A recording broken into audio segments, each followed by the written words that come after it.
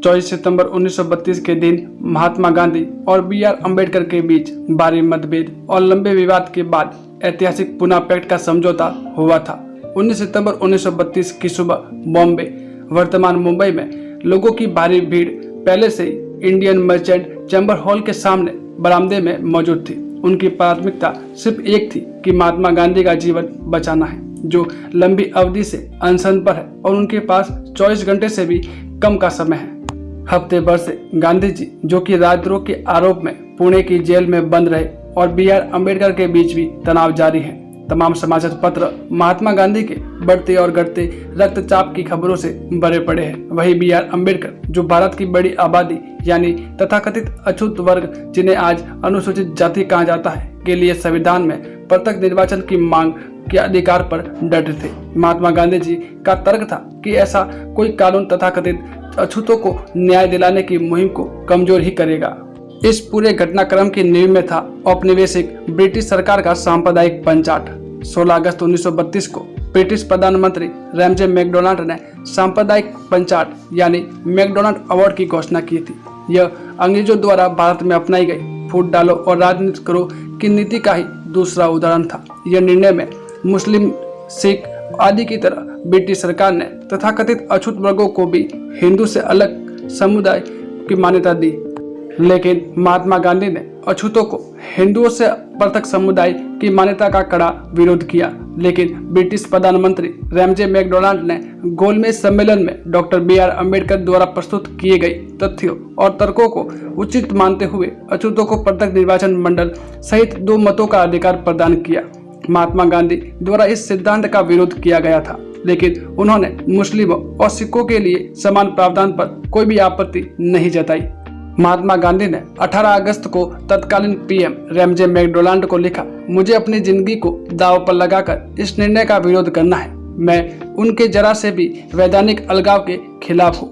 महात्मा गांधी ने इस बात को 9 सितंबर तक भी दोहराया, लेकिन अंग्रेजों ने अपने फैसले पर रोक लगाने से इनकार कर दिया। दलितों के हितैषी बी.आर. अम्बेडकर ने कहा कि वह गांधी जी के खातिर एक जायज मांग का बलिदान नहीं करेंगे, खासकर तब जब कोई वैकल्पिक प्रस्ताव पेश नहीं किया गया था।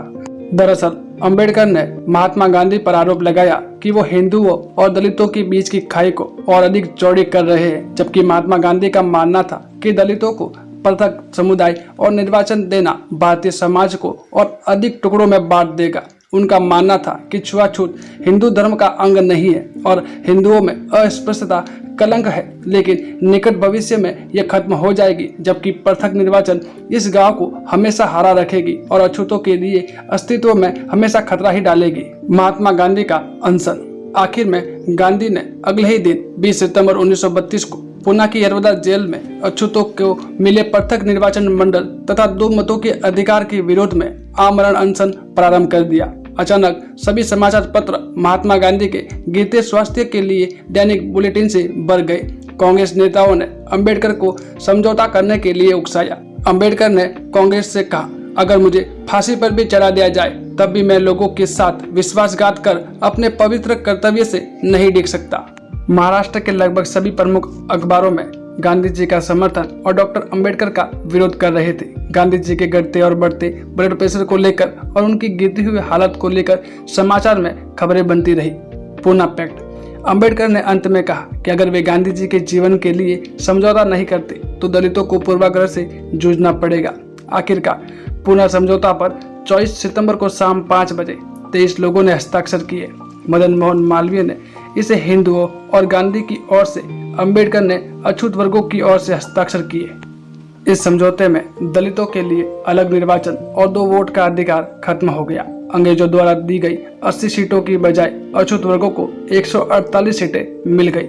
कहा जाता है कि अम्बेडकर ने गांधी जी की इस हट को बेमन से स्वीकार किया था। इस समझौते पर राजी हुए थे। बी.आर. अम्बेडकर ने समझौते पर हस्ताक्षर करते हुए कहा, गांधी जी से कहा था कि यदि आप अछूत वर्गों के कल्याण के लिए पूरी तरह से खुद को समर्पित करते हैं तो आप हमारे नायक बन जाएंगे। हालांकि अम्बेडकर जी के हृदय में गांधी जी को लेकर नफरत उनकी मृत्यु के बाद भी जीवित रही। अम्बेडकर ने पुना पैक्ट वार्ता के दौरान गांधी जी के रुख को एक राजनेता का रुख कहा। बीबीसी को दिए गए एक साक्षात्कार में अंबेडकर ने कहा था कि एक राजनीतिज्ञ के रूप में वो महात्मा नहीं थे और मैं उन्हें महात्मा कहने से इनकार करता हूँ।